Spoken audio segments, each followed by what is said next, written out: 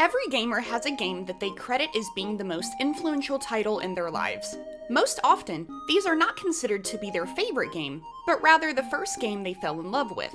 As we grow and change over the years, our interest in gameplay styles and series will inevitably change, but that one game will always stick out as being the first best game. For me, that game was Sonic Adventure 2. Sonic Adventure 2 was not the first game I loved. It wasn't even the first game I ever played. Rather, Sonic Adventure 2 was the first game that opened my mind and immersed my soul into a universe that was infinitely cooler than the one I was living in. For the first time in my life, I was entranced by a world that I controlled, and I lived out adventures alongside the coolest characters I'd ever known. Trust me, I was obsessed with this one. I don't think I can properly put into words how much of an impact Sonic Adventure 2 had on me at 8 years old. It ignited a passion for the Sonic series that I've never quite outgrown. This is why it's absolutely astounding to me that Adventure 2 is 20 this year. Originally released as an anniversary celebration for Sonic's 10th, the game was the last main series Sonic title to release on Sega's doomed Dreamcast, and one of the first to be ported to the Nintendo GameCube. At the time, the game was critically acclaimed, receiving high praise from game publications and reviewers. However, this was in 2001, and we all know what 20 years can do to a Sonic game.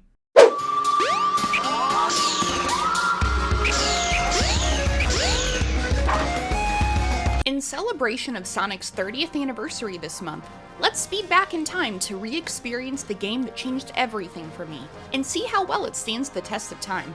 Let's play Sonic Adventure 2, 20 years later.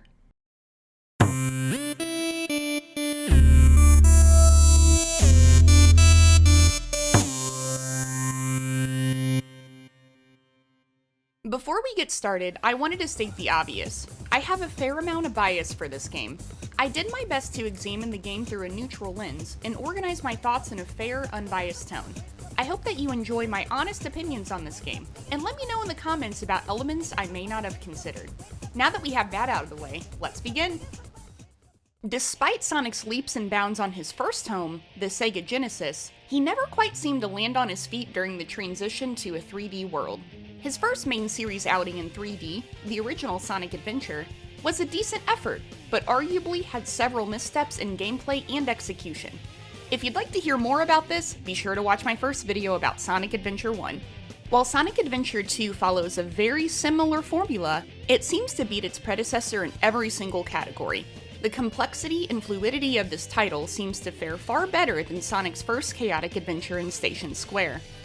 It's all well and good to improve upon the franchise, but how well has Adventure 2 aged? To answer this, we need to examine a few key elements that set the stage for Sonic's anniversary celebration. The story for this game is... it's a wild one. I'll try to keep this on track as much as possible, but there's about 27 plot twists and at least 3 time skips. We should probably hold hands for this one. Ooh woo. Sonic Adventure 2 splits its story between 3 chapters: Hero Side Story, Dark Side Story, and Final Chapter. The Hero and Dark stories follow the same timeline and take place simultaneously, so to avoid confusion, I'll be detailing the story chronologically here. Our adventure begins inside a gun military facility in the midst of an intruder alert.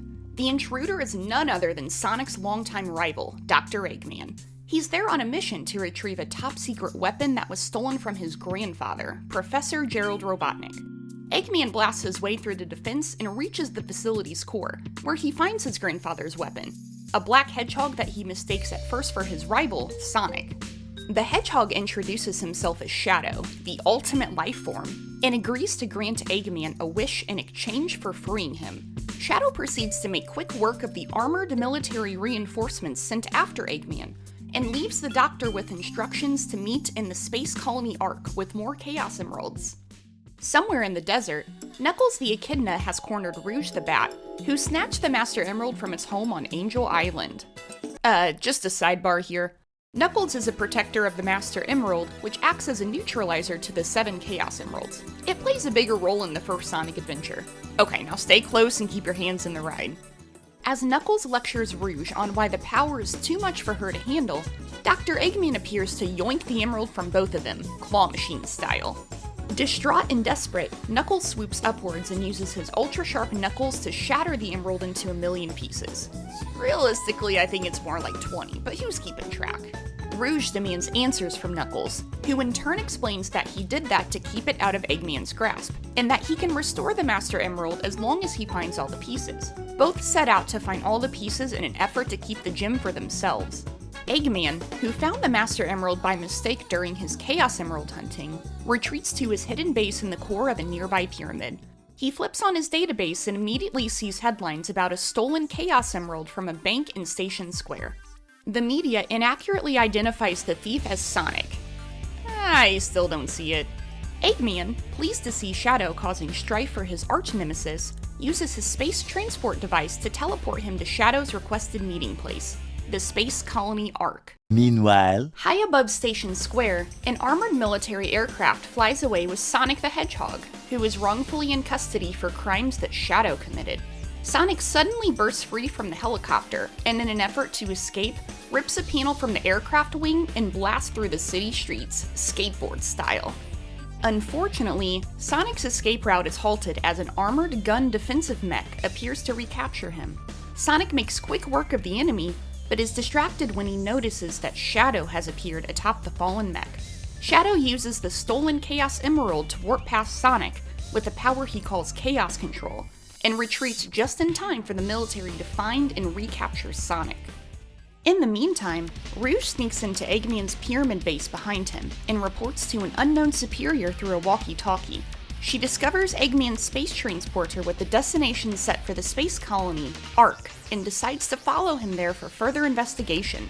Eggman, who is already on Ark, travels to the control room, where Shadow is waiting as promised. Shadow explains that 50 years ago, the space colony was being used as a top-secret research facility that created weapons of mass destruction, and reveals a project that was left behind: the Eclipse Cannon, a laser capable of destroying an entire planet. The Eclipse Cannon has been dormant for a long time, and all 7 Chaos Emeralds are needed to reactivate it. Eggman sees potential in using the Eclipse Cannon to take over the world, and vows to collect the emeralds and destroy planet Earth. He's interrupted when Rouge, who had been listening in the shadows, swoops in to point out that locating the emeralds on their own was going to be no easy feat. She offers to make a deal with Eggman.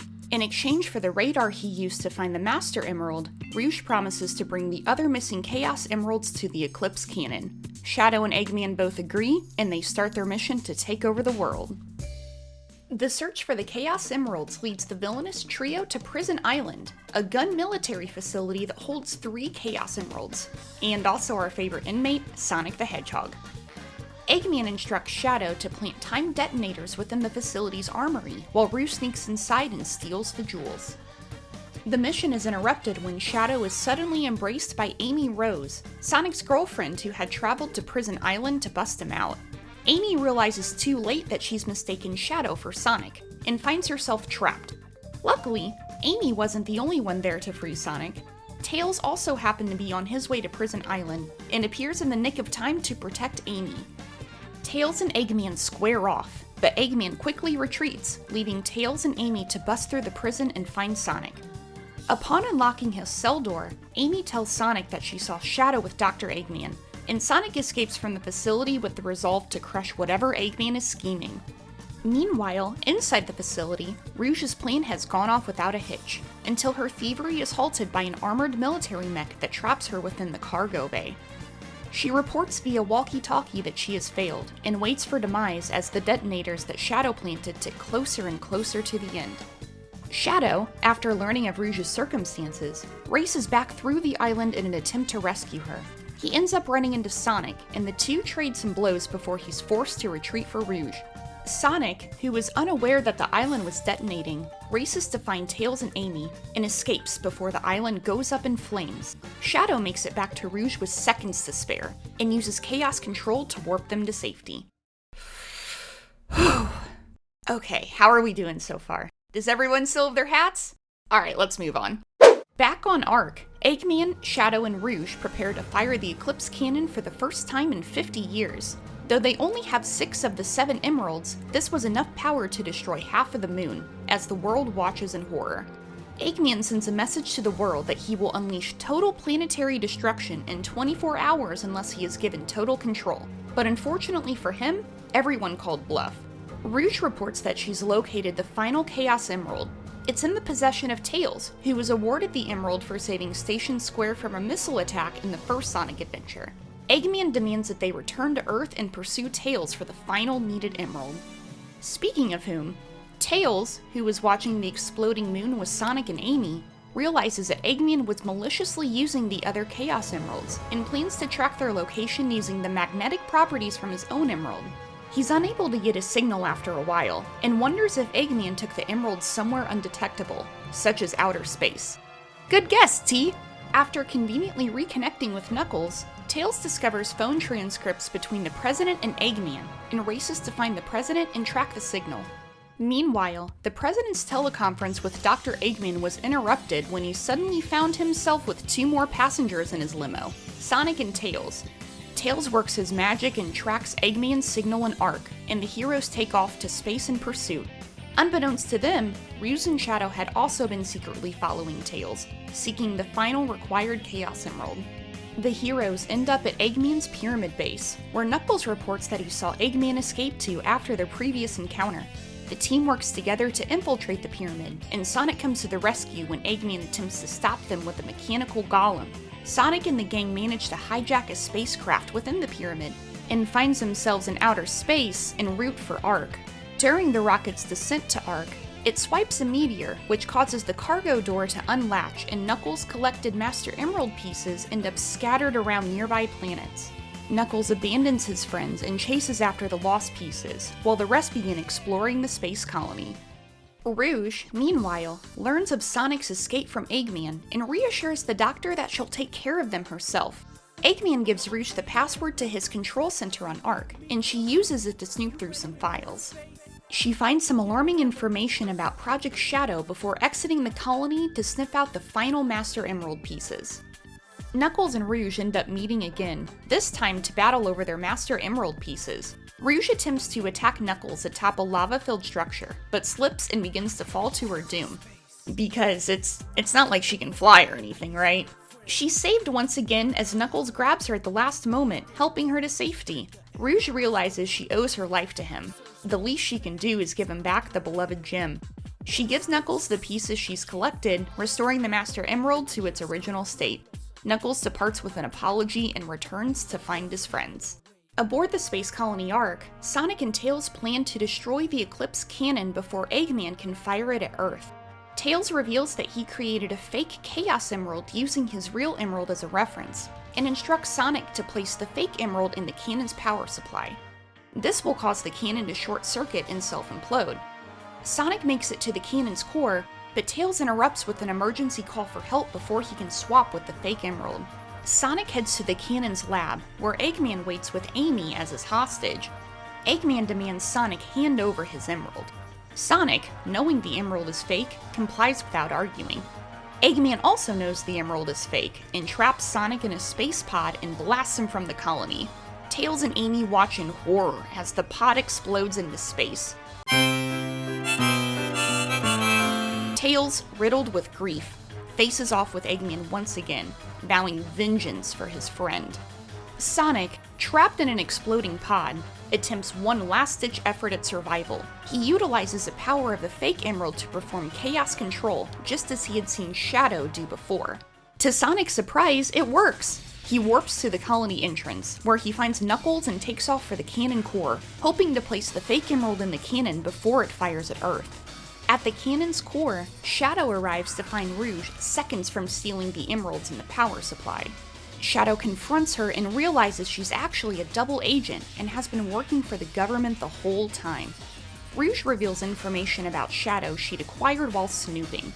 Apparently, the ultimate lifeform that Dr. Gerald Robotnik was working on was not Shadow, leaving questions about who he really was. Eggman interrupts via radio and asks Shadow to pursue the intruder that was headed to the cannon core, which of course was Sonic. Shadow races to stop Sonic, but is ultimately bested. Sonic manages to insert the fake emerald into the Eclipse cannon right before it fires, causing the weapon to implode and destroy itself, effectively saving planet Earth. But wait, there's more! The story concludes in the post-game, where things have taken a turn on our seemingly happy ending.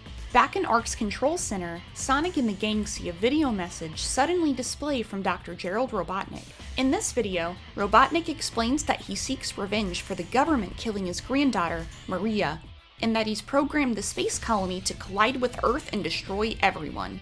Eggman arrives with a diary from his grandfather, which explained that the military was deployed to Ark to shut down and revoke the research they had been doing there. While the military had murdered both Maria and Robotnik's research team, the deaths were reported as accidental. Robotnik couldn't bear the thought of both his life's work and family being ripped from him, so he vowed vengeance, sending the space colony on a collision course for Earth. In order to stop the descent, Eggman explains the power from the Chaos Emeralds must be cut off from powering the colony any further. Rouge remembers the Master Emerald has the power to neutralize the Chaos Emeralds, and suggests Knuckles use it to kill the power.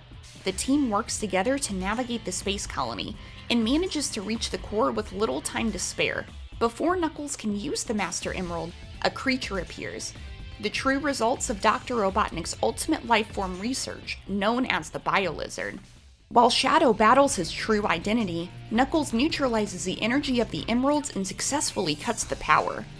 In a desperate attempt to fulfill its purpose, the Biolizard uses chaos control to warp itself to the outside of the space colony, where it latches on and continues to drag it down towards Earth. Sonic and Shadow use the power of the 7 Chaos Emeralds to power up into their super forms, and battle together to defeat the Biolizard in space. With the enemy defeated, Shadow uses a final chaos control to warp Sonic and the colony safely back into space, sacrificing himself as he plummets to his doom. With the planet saved, Sonic and the gang return back to Earth with the remembrance of Shadow's sacrifice for them all. Alright, this is actually the end now. I hope that you enjoyed that ride. As far as Sonic games go, this story is incredibly involved.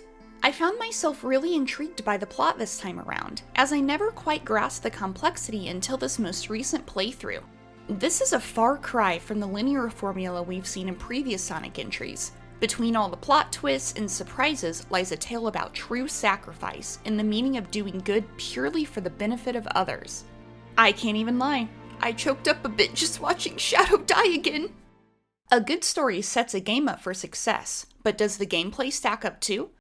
Sonic Adventure 2 uses 3 main gameplay styles, mostly taken from Adventure 1. In Sonic and Shadow stages, you'll play a traditional 3D Sonic level, bouncing off enemies and racing through loop-de-loops to reach the goal. Tails and Eggman stages feature rail-shooting style platforming as you pilot a walking mech to complete objectives. While playing as Knuckles and Rouge, you'll hunt for treasure through expansive areas, reaching the goal only after you've located the 3 required treasures. To me, Sonic and Shadow speed stages stand apart from the others in terms of replayability and fluidity. The classic Sonic formula works even better in a 3D realm, and ripping through stages at ultra-fast speeds has never felt more satisfying. Sega ditched the precise, frame-perfect jumps from Sonic Adventure and created the speed stages to complement the momentum buildup rather than work against it. While there were some rough patches in a few spots, I was able to make it through most of these stages the first time without running into much trouble. The feature that hung me up the most was the homing attack auto-lock. It seemed to work 90% of the time, while the other 10% saw me careening off the stage while attempting to attack an enemy. Despite the occasional irregularities, the speed stages offered a really fun, fast-paced experience that just felt like how Sonic should. Taking nods from E102 Gamma in Sonic Adventure, Tails and Eggman's shooting stages offer a slightly buggier, less fun experience. The biggest issue with these stages is momentum. The mech characters are very heavy and require more time to build speed than the others. Their stages didn't offer many elements to help keep them moving, such as boost pads, and I often found myself struggling to complete different sections because I couldn't boost quick enough. The inclusion of shooting stages feels a bit foreign in a Sonic game. While a similar type of playstyle was included in the first Sonic Adventure, it wasn't improved on, and to be quite frank, it may be even worse now. While the Mech Walkers offer a fresh new playstyle for some familiar faces, it's very out of place alongside the other fast-paced action stages. Knuckles and Rouge's stages will have the player hunting for 3 treasure objectives and large, intricate reimaginings of each of the game's main environments. Of all the stages in Sonic Adventure 2, these are by far the most creative. There are also various puzzles the player must solve while hunting. For example, one of Knuckles' stages, Aquatic Mine, has multiple floors that are only accessible by flipping different switches to raise and lower the water levels. The concept of the stages themselves are really cool, but the execution doesn't quite hit the mark every time. Knuckles and Rouge's gliding and climbing abilities are rendered useless sometimes as the camera fights you every step in close quarters. Wacky camera angles prevent you from looking around and fully exploring the area, which can lead to a lot of frustration in finding the treasure. There were some stages I ended up just restarting because I couldn't find what I was looking for. In addition to a main mission, each action stage offers 4 or more side missions. This allows for more replayability, and playing the various side missions reveals that each stage has several alternate routes for different goals. There's a wide variety of gameplay here, but speed and momentum are the main factor for most of these, and the results are a mixed bag. Now, there is one last playstyle, the beloved Chow Garden, where you can grow and raise adorable little creatures that can earn you extra emblems and minigames. Due to the sheer length of this video, I'll be covering the Chow Garden more completely in the future. Stay tuned! The Sonic franchise has always excelled in music and audio, and Sonic Adventure 2 offers some of the best in the series. The game's soundtrack is a mix of ska punk, smooth jazz, and hip-hop that has aged beautifully. From the moment you land on the streets of City Escape, you're treated to a pop-punk anthem reminiscent to something you might hear in Tony Hawk's Pro Skater, and the music just never stops delivering. Complementing each of the game's environments, the OST offers various beats to further immerse the player, whether it's the spooky ambiance of the space stages or the head-bopping quickness of the city stages. Knuckles stages in particular are set to hip-hop tracks that will undoubtedly get stuck in your head as you fly in circles forever. While the music may have you tapping your feet, the voice acting will have you shaking your head at times. You're not even good enough to be I'll make you eat those words! I still stand by my statement that the voice actors in this game were the best the franchise has ever had. That being said, the vocal performance has not aged gracefully. The dialogue between characters is often choppy, disconnected, and seems very unnatural. There are moments where the characters seem to be talking over each other, and things don't quite flow how they should. Hey, it's not its speed. You must be using the Chaos Emerald to warp. Shadow. I'm the world's ultimate life form. Most of this can be attributed to poor dub work, as it seems that Sega didn't modify the cutscenes from their original Japanese versions at all. This leads to mouths moving when no one is speaking, and vice versa. Despite the poor theatrics of the vocal performance, the actors still portray the characters very well. Ryan Drummond was the best voice that Sonic has had. I hope he can reprise the role one day. Talk about low-budget flights, no food or movies. I'm out of here. I like running better. All these things considered, how does Sonic Adventure 2 stack up 20 years later? Sonic Adventure 2 was the most influential game in my life, period. Replaying this game for the first time in several years had me rediscovering the same elements that had me hooked in the first place. The iconic characters, the complex storyline, and fast-paced gameplay left me feeling nostalgic for my childhood. As an adult gamer with much more experience, I feel as though the title holds up relatively well today. The biggest flaw in Sonic Adventure 2 is that, honestly, it's kind of confusing. I think if a new gamer were to play this title today, there would be a lot of confusion over the constantly shifting playstyles. When a consumer buys a game from a familiar franchise, they already have an idea of what to expect. Mario games are platformers, Halo games are shooters, etc. Sonic, a franchise established on high-speed platforming, took some risks by including shooting and treasure hunting as part of main game elements. Sonic Adventure 2 could have really benefited by sticking a little closer to the classic formula that's known to work, rather than expand to gameplay styles that weren't all that fun. Sonic Adventure 2 will forever remain the most influential game to me, and I look forward to spending more time playing this game again in the near future.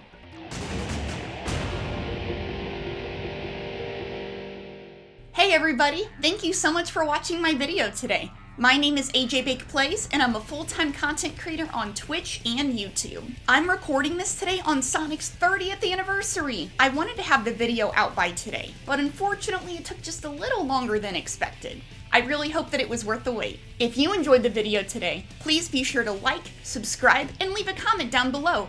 It really helps the channel grow. I'm working very hard to bring regular uploads back to the YouTube channel. In the meantime, you can find me streaming 3 times a week over on our Twitch channel. Thanks again for hanging out, and until next time, stay awesome.